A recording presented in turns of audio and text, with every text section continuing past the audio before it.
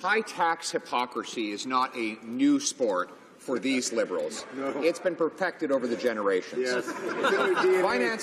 Then Finance Minister Paul Martin put foreign flags on his ships to avoid the very taxes he was imposing on everybody else. Now the Paradise Papers expose that his family business has moved its assets into zero-tax Bermuda.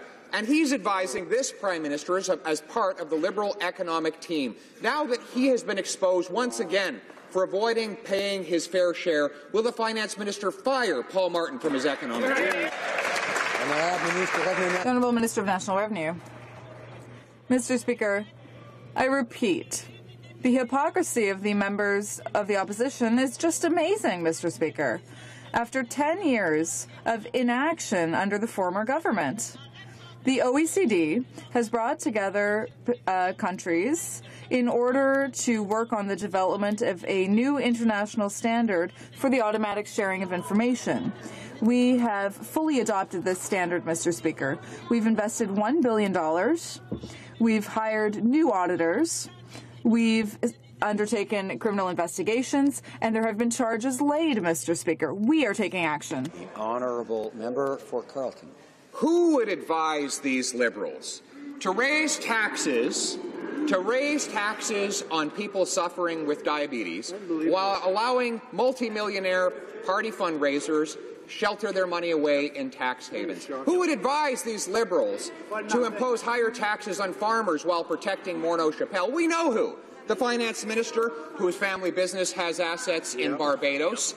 The former Finance Minister, who we know now puts his assets in Bermuda, and of course the Liberal fundraiser, Mr. Bronfman. Mr. Speaker, why is it when they raise taxes it only affects everyone but them? Honourable Government House Leader. Mr. Speaker, this government made a commitment to Canadians to ensure that we were engaging with Canadians.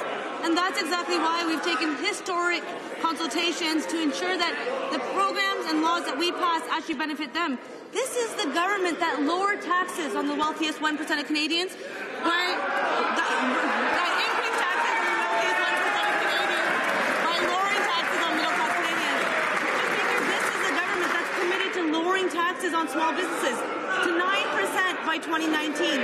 This government will continue to ensure that their voices are being heard. This government will continue fighting for middle-class Canadians and those working hard. Order. I want to remind those members who are consistently heckling that they may be taking a question away from their own side.